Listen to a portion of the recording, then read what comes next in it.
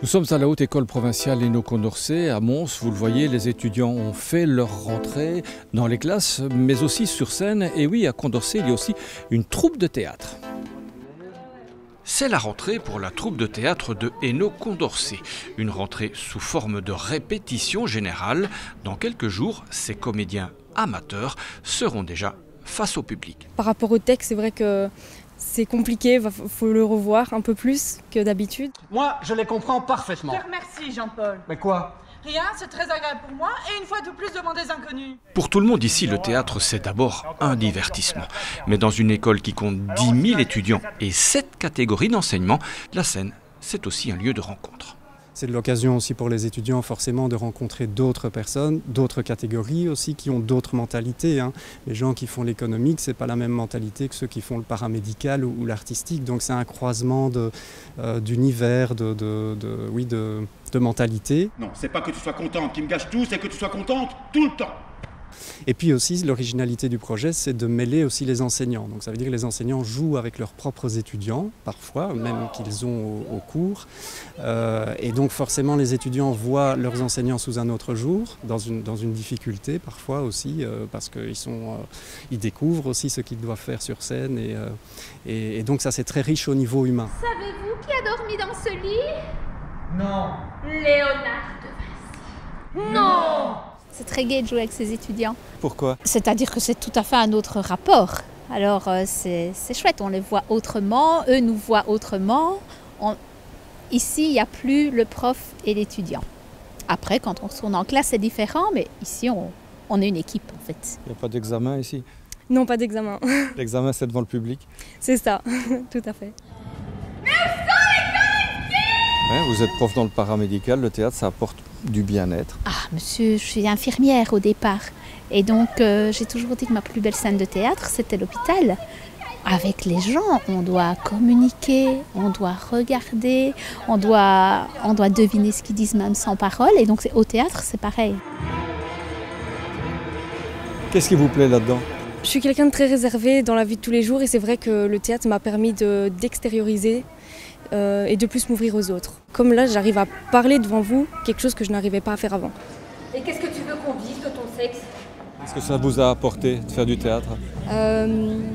Plus de confiance en moi, pouvoir prendre la parole devant un public, des rencontres, des échanges. Bonjour. Tu es tout palo, mon Charles. Mais je débarque d'Avignon alors. Ancien étudiant Condorcet en quoi? En régenda, professeur de français. Et vous revenez, c'est par nostalgie? Oui, par nostalgie, par plaisir et par reconnaissance aussi un peu. Oui. Pourquoi? Parce que c'est une école formidable, les professeurs que j'ai eus sont géniaux. Je ne sais pas si c'est le cas partout, mais en tout cas moi j'ai eu beaucoup de chance et je pense que les autres étudiants ont de la chance. Ça vous apporte quoi le théâtre? Le théâtre du bonheur.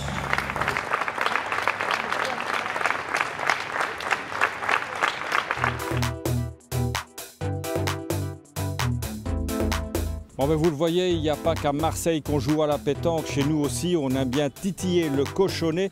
Mais c'est le cas à Carnion, sur le Ravel.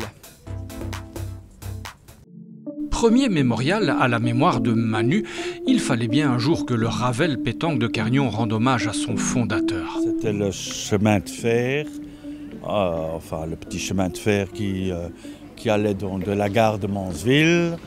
Et ici, elle s'arrêtait et puis elle partait vers Ornu. Et il était démonté un peu avant, je vais dire en 75 à peu près. Les rails ont été enlevés et puis le ballast. Une dizaine d'années plus tard, Manu a eu l'idée de faire un terrain de pétanque. Tous mes débuts ont commencé au Ravel, sur le terrain 8 ou 7 là-bas je pense. On a commencé à jouer sur ce terrain-là que Manu, qui a fait avec son petit-fils Mathias. Et le premier coup de pioche, c'est son petit-fils à Manu qui a donné le premier coup de pioche sur un premier des terrains. Et après, j'ai fondé tous les terrains. Une vingtaine au total, le club s'est bien agrandi, mais il a conservé le même esprit. C'est une famille en fait. Et même une grande famille. Ici, on trouve de tout, des Français. Alors vous venez d'où? De Revin, dans les Ardennes. Des champions du monde. On a été champion du monde en 2000 et puis quelques fois perdu en finale aussi du champion du monde. Et une quinzaine de fois champion de Belgique. Des champions du monde de mauvaise foi. C'est qui les plus forts? Les Belges ou les Français? Au foot ou à la pétanque? Des jeunes. Moi d'abord, c'était mon frère qui venait. Et après, j'ai vu qu'il s'amusait bien, qu'il y avait des amis et tout, donc j'ai bien aimé. Des moins jeunes. Voilà, ça fait 40 ans que je joue à la pétanque et j'aime toujours autant. Sans oublier.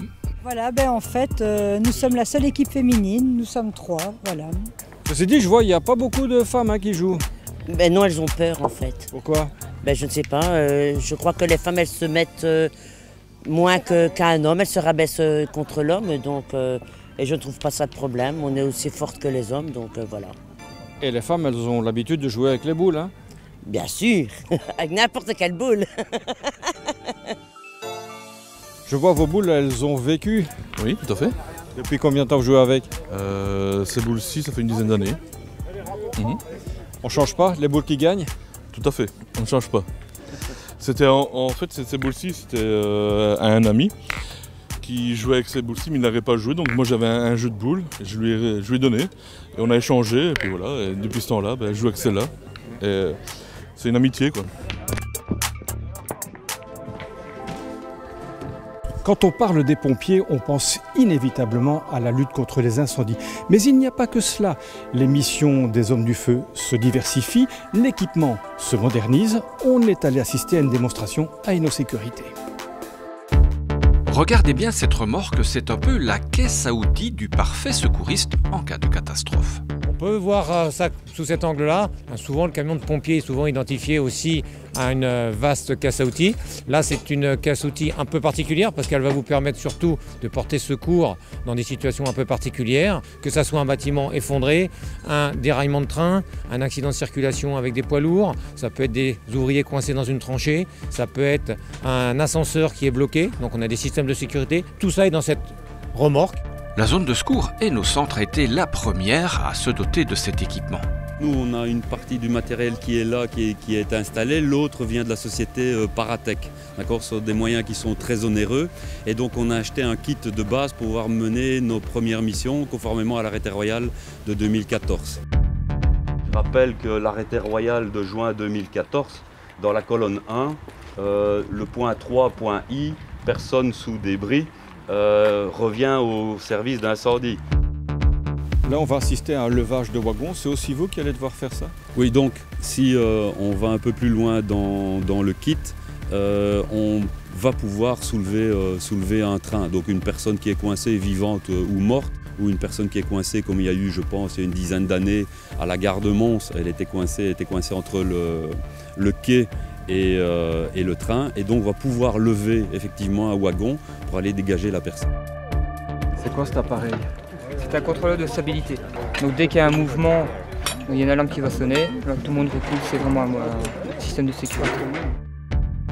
Donc on est bien en hussard, donc en fait le but c'est vraiment de stabiliser, aller chercher une victime, la sortir, et puis on fera appel aux moyens lourds pour stabiliser complètement le bâtiment, ou en cas de désincarcération beaucoup plus élevée, comme on le voit ici, beaucoup plus lourde, là on peut travailler aussi avec ce type de matériel, quoi. Chose que ne dispose pas actuellement. Et avant, comment on faisait? La débrouille. Encore un peu plus haut. Ok. Ça va sauver des vies humaines? Ah, j'en suis certain. Et la rapidité d'intervention surtout. C'est surtout ça qu'on va gagner dans le temps. C'est que comme on doit faire appel à pas mal de sociétés extérieures pour pouvoir tirer dessus, ici, en avantage, c'est qu'on est directement sur place avec du matériel adéquat. Donc on réduit vraiment le temps de prise en charge de la victime.